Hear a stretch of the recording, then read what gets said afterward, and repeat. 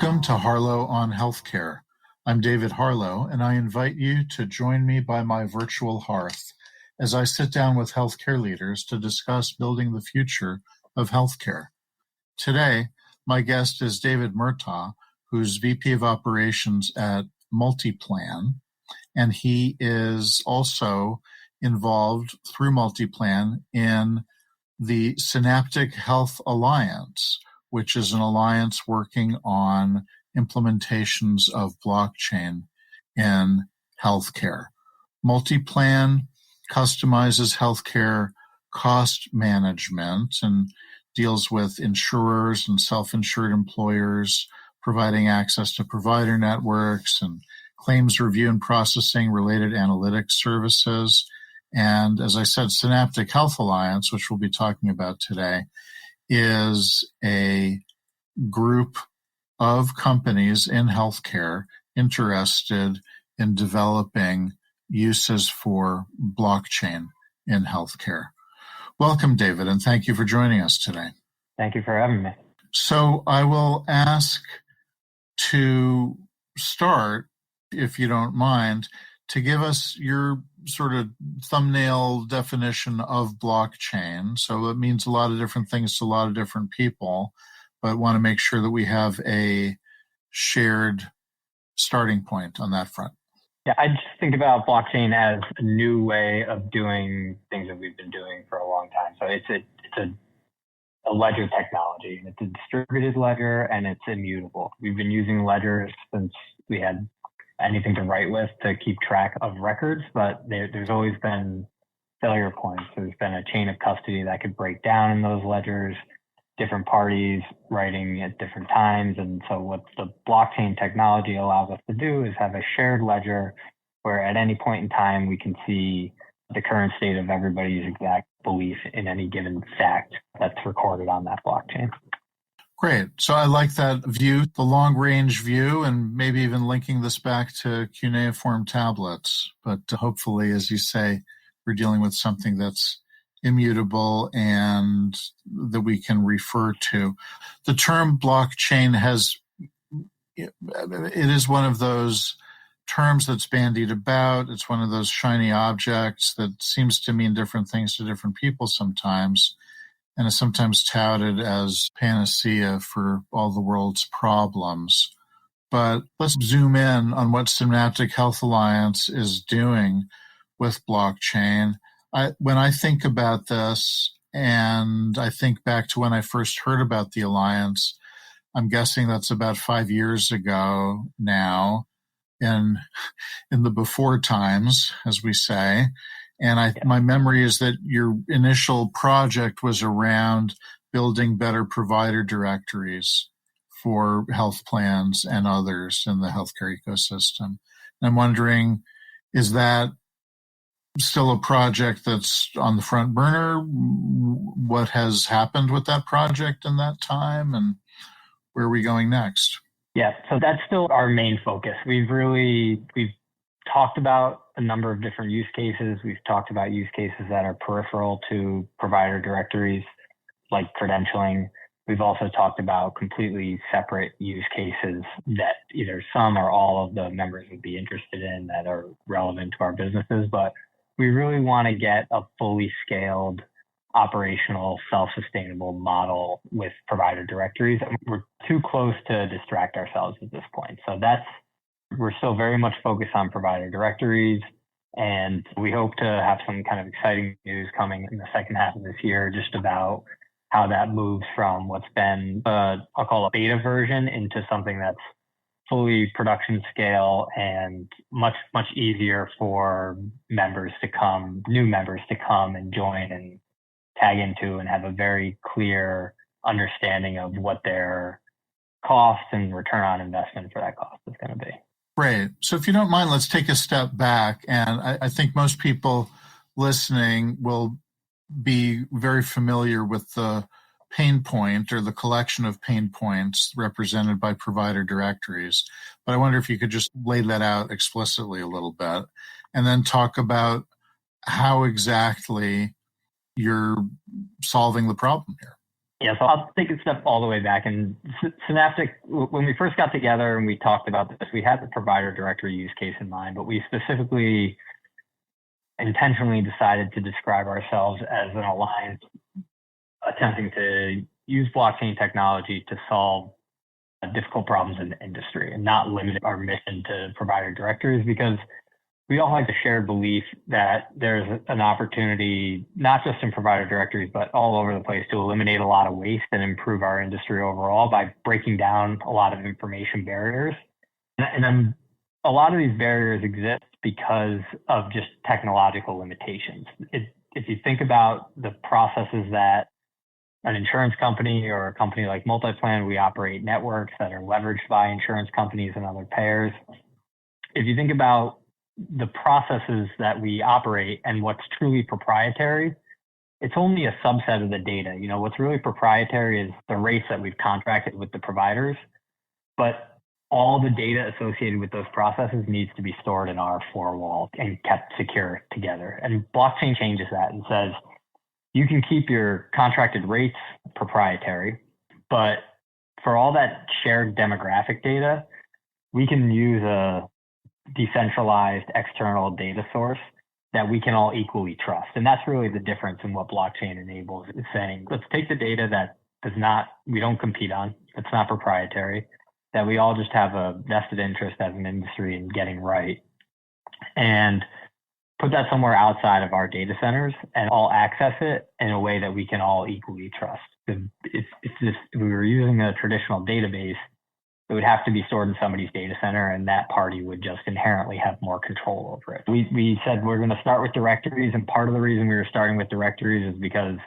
it's a big problem for all of us, and it's gotten a lot more attention over the last 10 or so years, but also because we thought that was easy data. It's provider addresses, provider phone numbers. It's all things that are published in our directories publicly anyway. There's not a lot of security concerns with that. We felt like that was an easy starting point. And that's what you mean when you say demographic data. It's the contact info for each of the providers or provider organizations. Is that right? Yes. Yep, exactly. The key data elements, name, address, phone number, the specialties that they're practicing. So that then becomes something that can be accessed by each of the members or subscribers, depending on how you set it up. And then some subset of that information would be available to the general public, or all of it would be? So what Synaptic Health Alliance is a utility that sits behind all of our public-facing directories. So when we originally spoke about this model, we said, we're not going to be able to form a golden record. I'm not going to be able to definitively tell you that this is exactly the correct address at this moment in time for a doctor. So this doesn't replace the directories that are on all the insurance companies' websites and on MultiPlan's websites for our networks.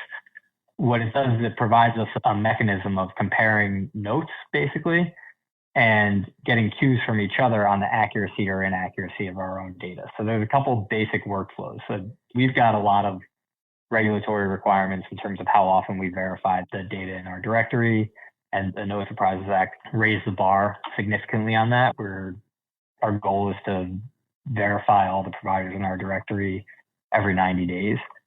And so that's a lot of outreach and activity for us to take on, and it's also a lot of consumption for the providers in their offices to pick up those phone calls, respond to those emails, log into our portals. The way we try to solve that is there's a lot of, I think the average provider is in over 20 different networks. And so there's a ton of overlap between providers among all the member companies. And take the three founding members, MultiPlan, United, and Humana. Say there's a provider that's in all three of our networks. I might not have had any contact and verified that provider for 6 months. So I'm certainly going to be attempting to email or call them. But if I can go onto the Synaptic blockchain and see, all right, my version of the truth 6 months ago actually matches United's version of the truth 2 weeks ago. They still agree with what I knew to be true 6 months ago.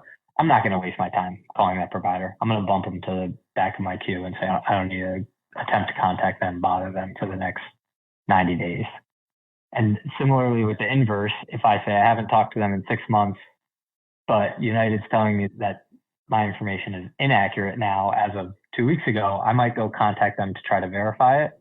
Or depending on how United verified it, or if another alliance member is confirming what United is saying, I might just take that at face value, not even need to verify it. So there's multiple parties here. We're seeing that consensus form. This provider is no longer at that address. I'm going to remove it from my directory right now. So Right. if you look at it as an audit trail of what is each party's version of the truth at any point in time, and then we can build business rules and workflow around that to operate more efficiently internally, and to ideally allow providers to only contact one of our members instead of having to be in touch with all of us. That would be great. On the patient or member side, the issue is always being faced with a paper provider directory when you join a new plan, or even a website, and the feeling that whatever directory you get is out of date as soon as it's printed or posted online. And here we have an opportunity to keep it as a more living document. And so what I hear you saying is that it's pretty good chance that it is updated every 90 days and is at least that current. Yes. And we're leveraging more than just the information that MultiPlan would traditionally know. We look at our network of 1 million plus providers, and we know that we're not driving the majority of the utilization for all 1 million of those providers. And if they move down the street or something, we might not be the first ones to get notified of their new address. But if Humana is driving 80% of their patient volume, they're probably going to tell Humana before they even move down the street. And then Humana is going to tell us, and we're going to know the day that they move, right? They never even had to think of us in that process. So I think it certainly benefits us. It certainly benefits the providers, and the members using the directory should feel a much better experience as well. If you're just tuning in, this is Harlow on Healthcare, coming to you on Healthcare Now Radio. I'm David Harlow, and my guest today is David Murtagh, VP of Operations at MultiPlan, and we're talking about the Synaptic Health Alliance. David, so this is one problem in healthcare. Some might say it's not the biggest problem in healthcare in the United States of America today, but it sounds like it's a significant enough problem that you're devoting significant resources here, along with other members of the Alliance, to solve it. Can you give us a sense of the scope or scale of the problem and why this is an important problem to solve?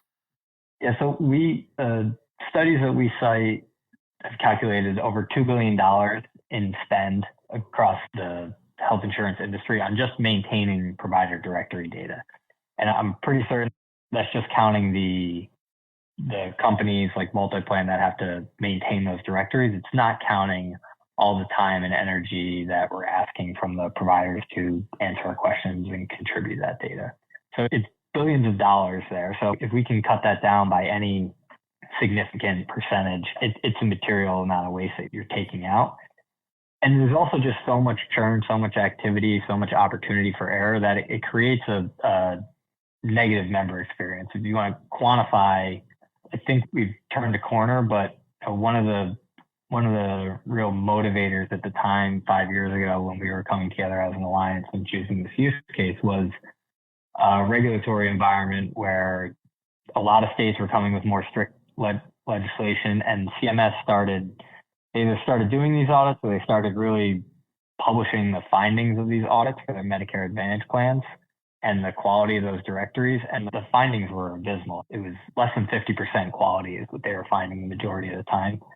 And they were threatening financial penalties. So that was motivating. But if you think about quantifying the problem and saying billions of dollars of waste across all the industry, which ultimately gets passed down to the consumer one way or another, and then just that low accuracy percentage, and if you think about a member joining a new plan or looking for a new doctor in their existing plan and having basically a 50-50 shot of even getting somebody on the other end of the phone, that's pretty rough. And so I think there's a lot of opportunity for improvement and a lot of waste and just headache that can be removed through that.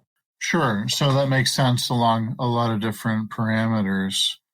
So you said this has been the focus of the Alliance, and I'll try to ask it maybe a different way of thinking about future use cases. What makes a good use case for blockchain in healthcare? As I think of it, there's limitless areas for improvement across what we call sometimes the healthcare industrial complex, but how might you decide what's next? What are the kinds of problems, or how would you describe the category of problems that could be solved by using blockchain? And then how do we narrow that to the set of problems that should be solved in healthcare through using blockchain? Yeah, this is a question that we ask and we kind of coach others to ask as well. Is, are you doing blockchain for the sake of blockchain, or are you doing it because it really is uniquely suited to solve your problem? And I think where it's uniquely suited to solve your problem, I think about two separate buckets maybe. One is like just pure data, and the other is physical items. So on the pure data front, anything where, what I was saying before, where there's non-proprietary data that many parties have to access, but are doing so in a redundant way.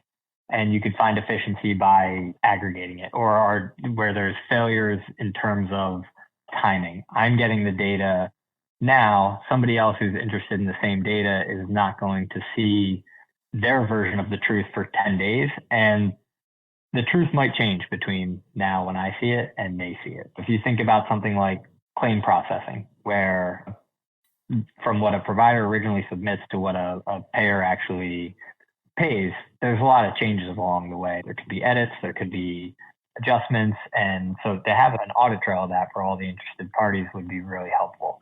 Or if you think about something like credentialing data, where we all, whether it's providers, health systems, payers, networks, we have to credential these providers, and we're all going out and looking for the same information every 2 or 3 years, but we all have to go get it and start over again. And we're all doing it at different timings. I imagine that any given state licensing board might be pulling the same license for the same provider once a month for 24 different parties that are interested in credentialing them over a 2-year period. So there's a lot of those kind of inefficiencies where you could potentially look at sharing the data in a different way or exchanging it in a different way.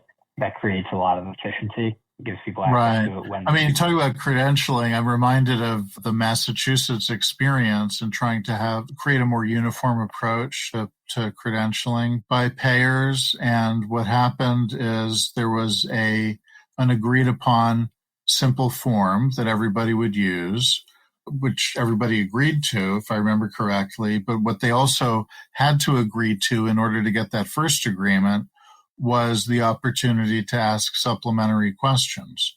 Yeah, there was a centralized uniform form, but every plan had its own supplement. So we're back at square one. So I'm hoping that in this next iteration, we can be more unified in doing something like this. Yeah. And I think, the other bucket is probably one that's more maybe relatable and transferable to many industries, and that's with physical goods. And you just think about having an audit trail for a chain of custody of something that moves around. You could think about it in just outside of healthcare. You could think about it in terms of food, manufacturing parts, collectibles, anything where you receive something and you have to have a certain level of trust that it went through a certain chain of custody. You buy your organic food, you didn't see the farming process, right? You're trusting that sticker that says organic is true.